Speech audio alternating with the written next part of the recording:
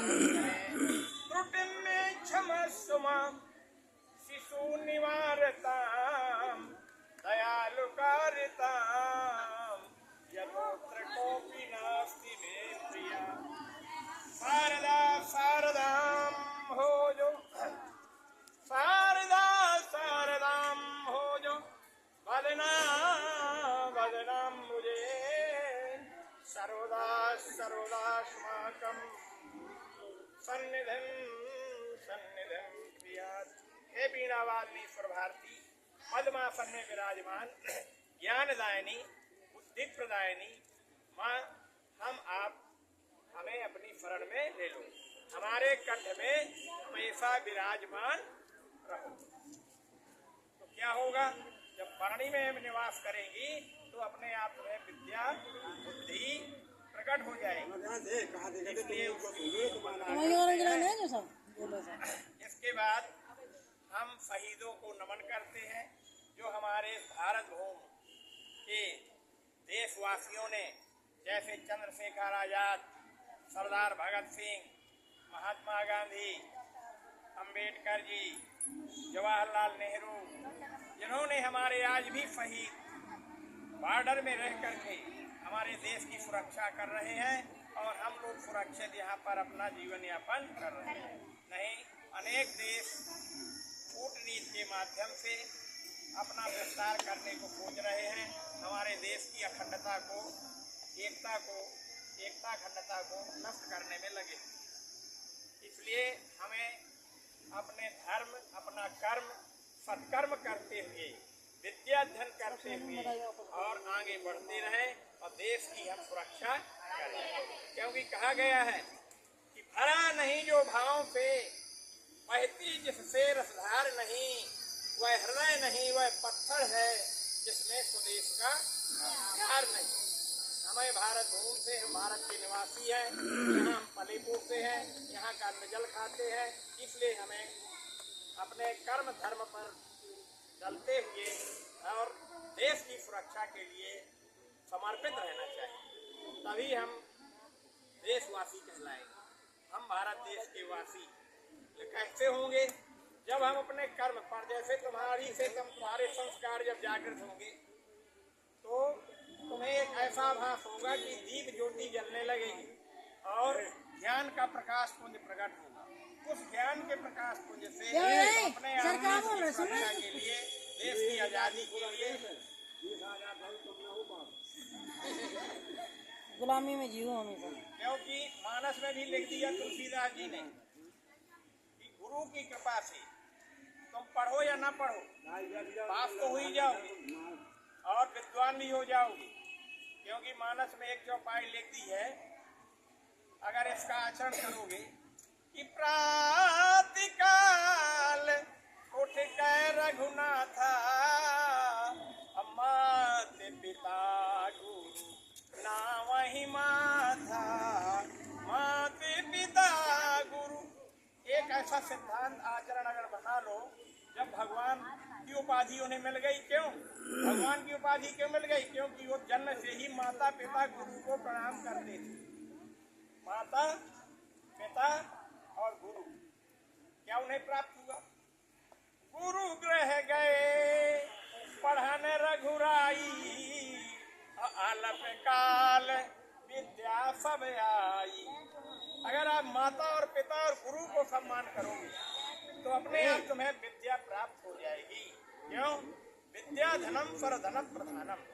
विद्या धन से बड़ा कोई धन नहीं है।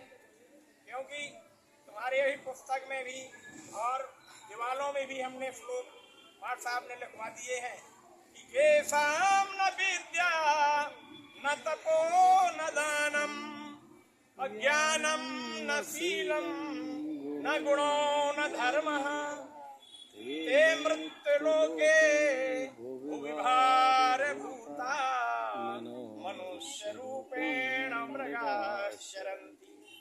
जिसके पास न विद्या है, न तप है, न दान है करता है, न ज्ञान है, न शील है, नम्रता न है, तो वो भारत में रहते हुए भी मनुष्य होकर के प्रजा के रूप में विचरण करता है, अपन जीवन यापन करता है। इसलिए हमें अपने इस अमूल्य समय को बर्बाद नहीं करना चाहिए। हम देखते हैं एक विद्यालय हमारे नाहरपुर संकुल में था कि गुरुजी जैसा कह देते थे तो बच्चे वैसे ही दिन भर करते थे। उनने कह दिया मैं आज बैंक में पैसा निकालने जा रहा हूँ, बेटा इस क्लास में यहीं बैठे रहना, आवाज ना आए। मनीडर बना दिया, एक एक मनीडर दे, ध्यान देना, जो कोई गलती करे उसका नाम लिख। वो चला गया दिन भर के लिए 10:30 बजे विद्यालय खोल के दस्तखत करके लिख गया मैं फलाने काम से बैंक जा रहा हूँ। और जब 4:30 बजे आए, उस समय हम सीएसी के पद में जाकर के हम उसका निरीक्षण करने गए। बच्चे बिल्कुल शांत देवता की तरह बैठे हुए और पढ़ रहे थे। हमने कहा तुम्हारे गुरुजी कहाँ गए? बोले वो आज फरवरी गए हैं बैंक में, कुछ काम था उनका। बोले तुम लोग बड़ी शांति से पढ़ते। आज भी उनका आदर्श हमें याद है। अब हम तुम्हें देखते हैं कि क्लास में जाओ तो शोर करते रहे, ये भी रहे या ना रहे, तुम अपनी किताब निकालो, कोई ना कोई विषय जो भी तुम्हारे लिए तुम्हें रुचिकर हो उसको पढ़ो। ऐसे सभी विषयों को पढ़ो, जैसे कि तुम एक बच्चा था जेलर बन गया है हमारे नाहरपुर का, उसका नाम था बुद्धि विलास नारक। उस लड़के ने गाइड से पढ़ करके अब आता था, हमसे पूछते था संस्कृत का आप बताइए, हिंदी का बताइए और गणित का। पहले घर से पढ़ करके आता था, घर पाठ। और आज क्या हुआ, गरीब घराने का बच्चा जेलर बना बैठा हुआ है, पास कर लिया। तो आप लोग भी ऐसा नहीं कि नहीं इसमें पीएससी निकाल सकते या तुम पढ़ नहीं सकते, आगे नहीं बढ़ सकते, तुम लोग लेकिन अपना एक सिद्धांत बना दो कि हम यहाँ आकर के किसी से विवाद न करें, शांति से बैठें, क्लास में रहें और अपना किस पीरियड हो या जो पाठ पढ़ना हो उसको अपना याद करें बैठकर, कोई रहे या ना रहे। ऐसा नहीं है कि जब अब रहने पर भी तुम लोग शोर करते तो ऐसे कैसे विद्या प्राप्त करें। इसलिए फिर भी सभी की किस्मत अपने साथ में है। किसी ने लिखा है कि जब किस्मत बदलती है तो ज्ञान बदल जाता है। तुम्हारा धीरे धीरे आविष्कार अपने आप होगा, किस्मत जब बदलेगी। किस्मत कब बदलेगी? जब बड़ों का सम्मान करोगे। जब किस्मत बदलती है तब ज्ञान बदल जाता है, साधु संतों का भी आन जान बदल जाता है। जब किस्मत बदलती है तब ज्ञान बदल जाता है, साधु संतों का आने जाने का काम बदल जाता है। इंसान की तो बात क्या, भगवान बदल जाता है। जब किस्मत बदलती है तब ज्ञान, तो किस्मत तुम्हारी बदलेगी। हमारे कहने का मतलब जब तुम शांति का परिचय दोगे विद्यालय, अपने काम से काम रखो, आपस में भी बातचीत कम करो, अपने कोर्स पर ज़्यादा विशेष ध्यान दो तो तुम आगे बढ़ोगे। और हमारी यही कामना है कि तुम आगे बढ़ते रहो, अपने विद्यालय का नाम रोशन करो और एक आदर्श स्थापित करो कि बाहर भी जाओ शांति से एक एक करके जाओ, छुट्टी हो शांति से जाओ, लाइन से जाओ, और आओ भी तो शांति से बैठो अपने, कोई जाने कि ये विद्यालय वास्तव में एक आदर्श पीएम श्री विद्यालय है। अपना भोपाल में, दिल्ली तक में नाम है इस विद्यालय, अब आगे कोई पूछने लगे। इसलिए सभी की नाक बचा के रखो, तुम भी बचे रहो, कर्मचारी ही बचे रहे।